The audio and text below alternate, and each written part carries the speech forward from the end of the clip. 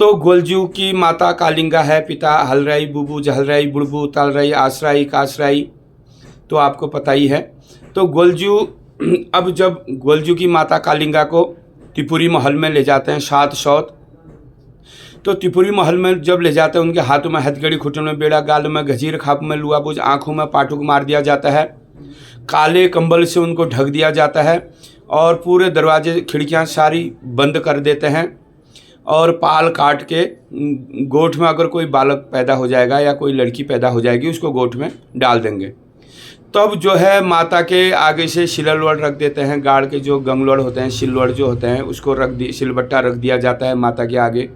और जब बालक पृथ्वी में जब पैदा होता है तो देखते हैं कि उस हाँ ये तो बालक है, इसको मारना ज़रूरी है, तो बालक को मारने के लिए गोठ में डाल देते हैं। तो गोठ में 12 वर्ष की बैल जो है गाय माता है और हिलुआ तिलुआ जो है लाखी हैं। तो सात सौत कहती है ओ दीदी ओ भुलू, अगर जो है हिलुआ तिलुआ लाखी इस बालक को मार देंगे, अगर जो चीज़ लाखी अगर इसको नहीं मारेगी तो जो है 12 वर्ष की बैल गाय इसको मार देगी। तो बालक को गोठ में डाल देते हैं। तो माँ के आगे सिलबट्टा रख देते हैं। तो माँ से कहते हैं तुझसे सिलबट्टा पैदा हुए हैं। तो माँ सच मान जाती है कालिंगा, तो सिलबट्टे को अपने साथ रख लेती है, मणमण का नेत्र छोड़ती है माता कालिंगा। तो सात सौत कहते हैं वो दीदी वो भूली, बालक मर गया होगा, गोठ में देख के आओ। जब गोठ में देखते हैं तो बालक ने गोंद की खाव में जो है नहा के और जो है 12 वर्ष की जो बैल गाय माता है उनका दूध पीता है बालक। तो कहते हैं वो दीदी वो भूली, बालक तो यहाँ भी नहीं मरा, अब क्या करूँ। तो उसको जो है नमक का शेद डाल देते हैं, नमक के जो खान होती है, नमक का जो ढेर होता है, तो नमक के ढेर के अंदर बालक को डालते हैं। तो बालक वहाँ भी नहीं मरता है। तब वो जाते हैं शिन का भूड़, बिच्छू घास का जो भूड़ होता है उसके अंदर डाल देते हैं। तो गढ़वाल में कंडाली बोलते हैं उसको। तो कंडाली के भूड़ में उनको जब डालते हैं वहाँ भी बालक नहीं मरता है। तो बालक के लिए बहुत उपाय करते हैं, वो परेशान हो जाते हैं, बालक कहीं भी नहीं मरता है। तब वो आखिरी कहते हैं भाई वो दीदी वो भूली, ये बालक तो यहाँ भी नहीं मर रहा, कि दहना कर दूँ कि बुझा कर दूँ, ये बालक कसी मरल। तो बालक के ऊपर जो छी अब जो छी कैया लोहारा वहाँ जान बहगी। तो कैया लोहार से कहते हैं हे लोहार भैया, जो तुझे चाहिए हम तुझे वो देंगे, जो मांगेगा वो देंगे, मुँह मांग तू दाम तुझे देंगे, लेकिन हमारे एक लुआ का बक्स बना दे, लुए की पिजड़ी बना दे।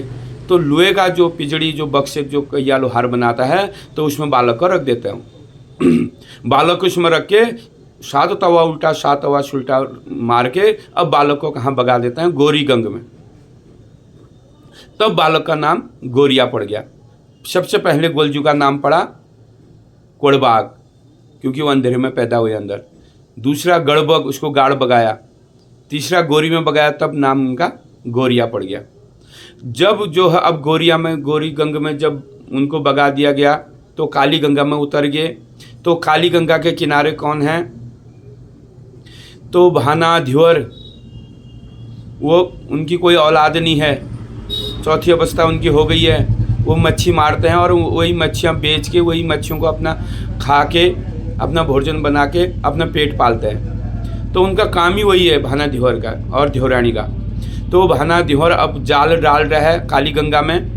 जब जाल जब डालता है तो उसके जो चीज़ जाल में बक्सा जो लोहे का पिंजड़ी बक्सा जो था वो फंस जाता है। अब वो खींचता है तो निकलती नहीं है जाल। तो भाना ध्योरानी को दाँत मारता है, ओ ध्योरानी ध्योरानी, और दिन की जो चीज मच्छी हम खाते थे आज की मच्छी ने हमें खा दिया।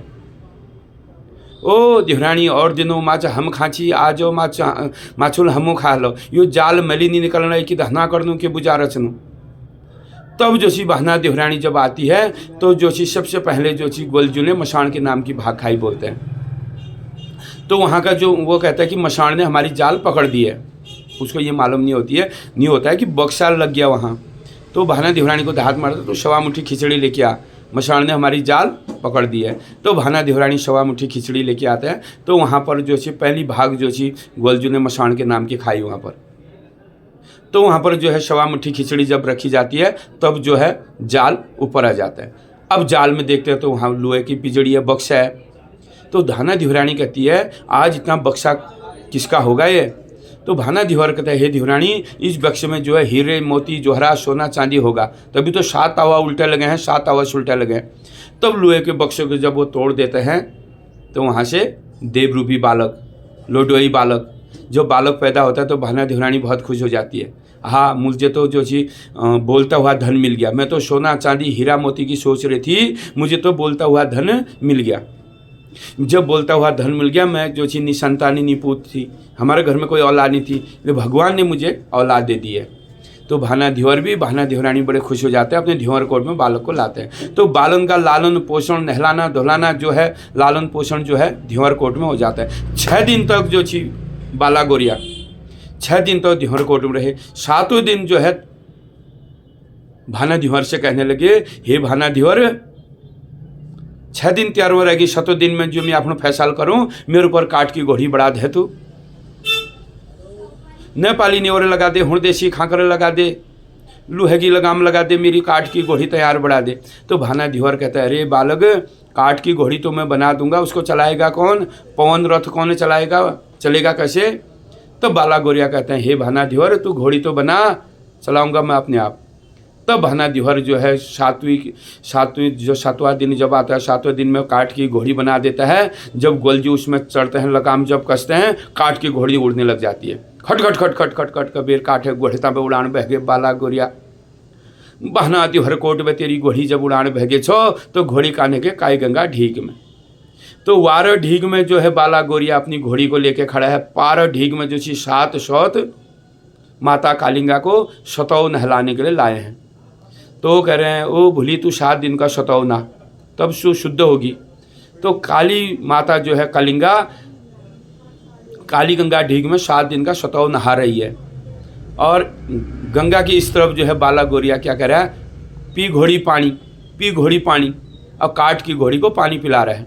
तो 7 सौत देख रहे हैं, ये अबूझ बालक, ये मूर्ख बालक, ये बेवकूफ़ बालक कौन होगा जो काट की घोड़ी तो इसके पास है, अब काट की घोड़ी कहाँ पानी पीती है? तो वो धात लगा रहे वहाँ से, अरे अबूझ बालक, काट की घोड़ी भी कहीं पानी पीती है?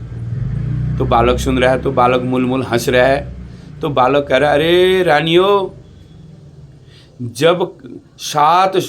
जब औरत से, जब एक तिरिया से सिलबट्टा पैदा हो सकता है, तो काट की घोड़ी भी पानी पी सकती है। अब जवाब मिल गया, लग गया उनको। अब उन्होंने कहा, ये कौन होगा फिर? इसको कैसे पता? ये तो बालक है, अब 7 दिन का बालक है वो। तो 7 दिन का जो बालक था, तो वो सोचने लगे ये कौन है। तब वो पूछने लगे, तू बालक कौन है? वो कहता है, मैं जिस माता को तुम गंगा नहलाने लाए हो, 7 दिन का सतौ नहाए, जिस माता से तुमने बोला है तुझसे सिलबट्टे पैदा हुए हैं, मैं उसका बालक हूँ। तो वो कह रहे, हम विश्वास कैसे करें? तो वो कहता है, अगर तू साचा बालक है तो वार से जो है तेरी माता दूध की धार देगी, पार काली गंगा पार जो है दूध की धार तेरे मुंह पे आएगी। तब जो सी माता कालिंगा जो सी गंगावार से, काली गंगावार से दूध की धार जब देती है, तो दूध की धार गंगा पार बालक के मुंह में चले जाते हैं। तब उनको पता, हाँ, ये बालक को हमने जो गाड़ बगाया था ये तो जिंदा है। तो वहाँ खबर मिल जाती है राजा हलराई को कि तुम्हारा बालक ऐसा ऐसा हो गया। वो तुम्हारे बालक बता रहा है और तुम्हारे जो सी रानियों को जो है डरा धमका रहा है। तो बालक को पकड़ के लाओ। अब जो बालक मेरी रानियों से जो है बदतमीजी कर रहा है, अब वो तो राजा की रानियां हैं, रानियों से तो कोई ऐसे बोल भी नहीं सकता है। तो सवाल जवाब हो रहे हैं। तो वहाँ खबर पूछ गई, तो मंत्रीगण जो है बालक को पकड़ के ले जाए। तो बालक से पूछे, तू कौन है? तो बालक कहता है, मैं तुम्हारा बालक हूँ, ये हुआ ये हुआ। उसने पूरी कथा बता दी। 7 दिन का बालक है, देवरूपी बालक है, छलबंदी बलबंदी बालक है, बाला गोरिया। तब उनसे अगर तू मेरा बालक है तो ठीक है। तो 7 कड़ाई मंगाई जाती है फिर से, वहाँ फिर से परीक्षा होती है गोल राजा की, बाला गोरिया की, चंपावत में जब परीक्षा होती है तो 7 कड़ाई की रखी जाती है बीच में। एक तरफ माता कालिंगा को रखा जाता है, एक तरफ बाला गोरिया को। तो कहता अगर ये तू साँचा बालक होगा तो रानी कालिंगा दूध की धार देगी, 7 कड़ाई को फाड़ के छाती का दूध जो है तेरे मुंह में आएगा। तो बीच में 7 कड़ाई रखी जाती है। तो माता कालिंगा जो है दूध की धार देती है, तो 7 कड़ाई को फाड़ के तो दूध जो है बाला गोरिया के मुंह में चला जाता। तो राजा को यकीन हो जाता है कि ये मेरा बालक है। तो राजा को जो चीज़ यकीन हो जाए तो 7 सौतों को अब जो है राजा कहता है कि मैं इनको सजा दूंगा, क्योंकि इन्होंने मेरे रानी कालिंगा के लिए भी अन्याय करा और बालक गोरिया के लिए भी अन्याय करा। तो अब जो है उनको जब सजा देने का राजा का हुक्म आया तो बालक गोरिया कहता है, हे राजा, मैं ये चीज़ मांगू दोगे? वो कहता तुम मेरा बालक है, यहाँ का राजकुमार है, यहाँ का राजा होने वाला है, जो मांगता तो देता हूँ। तो बालक गोरिया कहता है तुम मेरी माताओं को माफ़ कर दो, चाहे ये बुरी हैं फिर भी मेरी माता है, अच्छी है फिर भी मेरी माता है, मेरी माताओं को माफ़ कर दो। तब राजा उनको माफ़ कर देता है, उनको मौत की सज़ा नहीं देता है। तब जो है गोलजू का वहाँ नामकरण होता है। तो गोलजू का नाम वहाँ तो पहले तो गोरिया था, तो गोल राजा उनका नाम पड़ा, गोलू उनका नाम पड़ा। अब गोल नाम पढ़ने के भी इसमें बहुत है, कहीं गोरिया पड़ नदी में जब बगाया गया तब गोरिया पड़ गया। वो गोल मटोल थे, कोई यह भी कहता है गोरे चिट्टे और गोल मटोल, तब उनका नाम गोल पड़ गया। तो पंडित जी ने जो उनके ब्रह्मपुरी से जो कुल पुरोहित थे वो आए, उनका नाम जो है गोल राजा रखा। अब गोल राजा दिन हर बड़े रात हर बड़े, दिन के बालक महीने के जैसे दिखे, महीने के बालक जो है वर्षों के दिखते रहे, देवरूपी बालक थे। अच्छी शिक्षा ग्रहण करी, अच्छी जो है विद्या ग्रहण करी और पढ़ लिखे बालक जो होशियार बन गए। तो जो है चंपावत का राजपाट उन्होंने संभाला। जब चंपावत का राजपाट संभाला तो गुरु गोरखनाथ जी उनके गुरु रहे हैं। गोलजू के गुरु हैं गोरखनाथ, और गोलजू के जो मामू हैं पंचनाम मामू, 5 मामू, तो गोलजू को वो भी बता रहा हूँ मैं तुम्हें। तो गोलजू के मामू हैं, पहले मामू हैं शई कैलाश में, दूसरे मामू हैं जोशी उखी मठ में मामू नरसिंह, तीसरे मामू हैं निरंकार बालीबगड़ में, चौथे मामू हैं जो है एडजू, 5वें मामू है श्यामजू। तो 5 मामू गोलजू के हैं, पंचनाम देवताओं के भांजे जो गोलजू हैं, और ऋषासों के जो है भांजे वो हैं। और गोलजू तपाबली देव, भुजाबली ठाकुर, क्षेत्रधारी नेत्रधारी गुलाब ब्रह्मचारी, बाला गोरिया दयादानी देव, कोठा ज्ञानी देव, निरोल को माती, कंख्या को दाहनी बैया को, और काल गरीब को माँ बाप। तो गोलजू ने अच्छा राज करा चंपावत में, दूध का दूध करते थे, न्याय का न्याय करते थे, अधर्म नहीं करा, पाप नहीं करा, अन्याय कभी नहीं करा। जैसे राज पांडवों ने चलाया वैसे राज गोलजू ने भी चलाया, कभी झूठ नहीं बोला, कभी अधर्म नहीं किया। अगर कहीं पर भी अन्याय होता था, कहीं पर भी अत्याचार होता था, तो लोग अपनी फरियाद लेकर गोलजू के पास जाते थे। चंपावत के राजा गोलजू जब हुए तो उन्होंने चंपावत में अच्छा राजकाज करा। तो कत्यूरों के भी वो सेनापति रह चुके हैं, 9 लाख कत्यूर। और श्यामजू के भी वो भांजे थे, लाड़ीले भांजे, श्यामजू हरजू के तो थे ही थे। और मामू नरसिंह के साथ भी वो चलते हैं, माता भगवती के अगवान भी वो करते हैं, गंगनाथ जी के साथ भी वो चलते हैं। तो सभी देवताओं के साथ गोलजू, चाहे और देवताओं का भेदभाव रहा हो, और देवताओं का आपस में एक साथ नाचना ना हो, एक साथ कूदना ना हो, एक साथ उनका मेल जोल नहीं भी हो, लेकिन गोलजू एक ऐसे देवता हमारे जो हर देवता के साथ चलते हैं। हमारे यहाँ पे मशान की पूजा भी करते, तो पहले जो मशान की पूजा होगी फिर गोलजू की पूजा, मशान के साथ भी गोलजू की भाग मिलती है। तो गोलजू जो है चंपावत में पैदा हुए हैं, और जहाँ पर गोलजू चंपावत में पैदा हुए वहाँ पर गोलजू का भव्य मंदिर है, जहाँ पर भक्तों की मनोकामना पूर्ण होती है। और मूल था जो है गोलजू की चंपावत में है। तो गोलजू का बोतरो भूमियाओं का बेदैतरु नागनाथ का मंदिर है, गैल गजार का मंदिर वहाँ पर है। गोलजू की शांत 22 पैरोनी 36 रौतान के माली गोलजू हैं।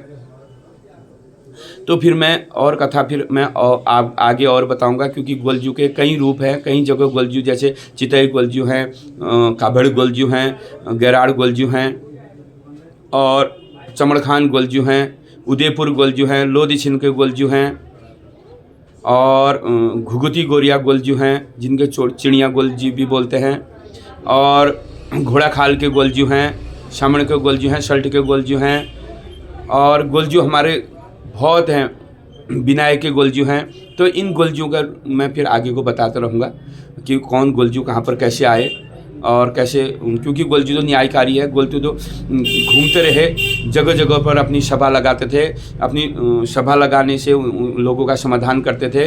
तो जहाँ पर गोलजू ने सभा लगाई वहाँ पर उनका मठ मंदिर बना, उनका धाम बना। तो कैसे कहाँ पर गए, किसका न्याय करने के लिए गोलजू कहाँ पर गए और कैसे स्थापित हुए, ये मैं फिर आपको बताऊंगा। अभी हमारे काभड़ गोलजू है, काभड़ गोलजू हंकार रूप विकराल रूप गोलजू का बताते हैं। भंडारी गोलजू है, भंडारी गोलजू भी हमारा विकराल रूप, हंकारी रूप में भी उनकी पूजा होती है। न्याय करने में सबसे पहले न्याय अगर कोई गोल में से गोल का जो रूप है वो भंडारी गोलजू और काभड़ गोलजू का रूप है। फिर है डना गोल है, छना गोल है, बणी गोल है, घटबरी गोल है। गोल के तो 52 रूप है, 52 चाल आने के हैं, 52 चाल जाने के हैं। तो गोलजू की लीला अपरंपार है, गोलजू की माया अपरंपार है। तो मैंने आपको बताया, तो आपको मेरी वीडियो अच्छी लगी होगी, आशा करता हूँ।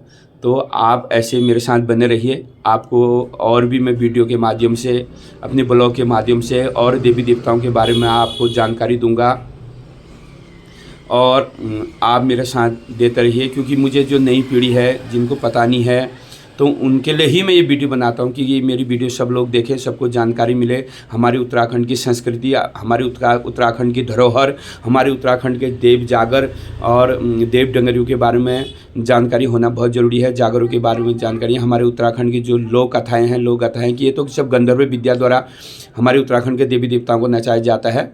तो कथा नीचे ऊपर 19-20 तो हर गुरु का होता ही रहता है। तो मैं ये भी नहीं कहता कि कोई गुरु गलत है, क्योंकि सब गुरु अपनी जगह सही हैं, क्योंकि उत्तराखंड की कथा ही नीचे ऊपर है। तो अगर कोई गलती हुई तो गुरु लोगों से मैं माफ़ी चाहता हूँ, क्योंकि हमसे भी बड़े गुरु हैं, हम तो नए हैं, नई पीढ़ी में हम आते हैं। तो नई पीढ़ी को मैं सिखाने का मैंने संकल्प लिया है।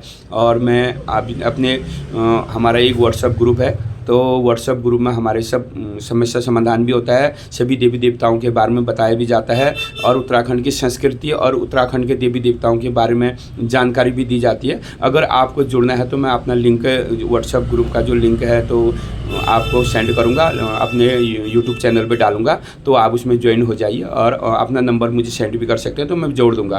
तो नई पीढ़ी को मैं जोड़ना चाहता हूँ हमारे संस्कृति, हमारे उत्तराखंड के देवभूमि, क्योंकि हमारे उत्तराखंड में कण कण में भगवान है, कण कण में देश है, 33 कोटि देवता हमारे उत्तराखंड में हैं। गढ़वाल मंडल, कुमाऊं मंडल, हमारे जो है जितना क्षेत्र है उत्तराखंड का, सारी जगह हमारे हरिद्वार से लेके सारा संसार, एक मुनस्यार, पिथौरागढ़, देहरादून, और हमारे गढ़वाल पट्टी, टिहरी से लेके चमोली तक, श्रीनगर से लेके रुद्रप्रयाग तक, और हमारे बागेश्वर से लेके अल्मोड़ा, रानीखेत, जितने भी हमारे जो है डिस्ट्रिक्ट हैं, जनपद है, सब में देवी देवताओं का वास है, और सब पर हमारे उत्तराखंड पर हमारे देवी देवताओं का छत्र की छाया रहे, हम पर सब देवी देवताओं की कृपा रहे, आप सभी पर, हम लोग पर देवी देवताओं की कृपा रहे। और यही कामना मेरी है कि मेरी वीडियो आप लोग देखें, तो हम वीडियो देख के ना कुछ सीखे भी, कुछ याद भी करें, क्योंकि देखो हमने भी किसी से सीखा। जब मैं छोटा था तब से मुझे बहुत शौक़ थी देवी देवताओं के बारे में जानने के लिए, तो आप लोग भी सीखें, क्योंकि आगे हम ना बता सकते हैं कि हमारे इष्ट गोलजू है, हमारे इष्ट गोलजू हैं, तो हमें पता ही नहीं है गोलजू के माता पिता कौन है, गोलजू कहाँ से आए, तो हम अपने बच्चों को कैसे बताएंगे, बताओ। तो हमने बताना है अपने माता पिता से हमने सीखा, और हमने अपने बच्चों को सिखाना है, तो हमारे बच्चे भी अपने बच्चों को सिखाएंगे, चाहे गोलजू हो, नरसिंह भगवान हो, भैरव देवता हो, बाण देवता हो, सिद्धनाथ जी हो, निरंकार देवता हो, कत्यूर देवता हो, हरजू श्याम जी हो, नला कत्यूर हो, और हमारे जो है मलयनाथ हो, हमारे छिपला केदार हो, हमारे हरचंद देवता हो, बालचंद देवता हो। हमारे उत्तराखंड में इतने देवी देवता हैं कि उनका व्याख्यान करना बहुत टफ है, क्योंकि हरि कथा अनंता, तो हरि के बहुत रूप हैं। तो जय गोलजू महाराज की जय हो, उत्तराखंड की जय हो, भारत माता की जय हो, देवभूमि की जय हो।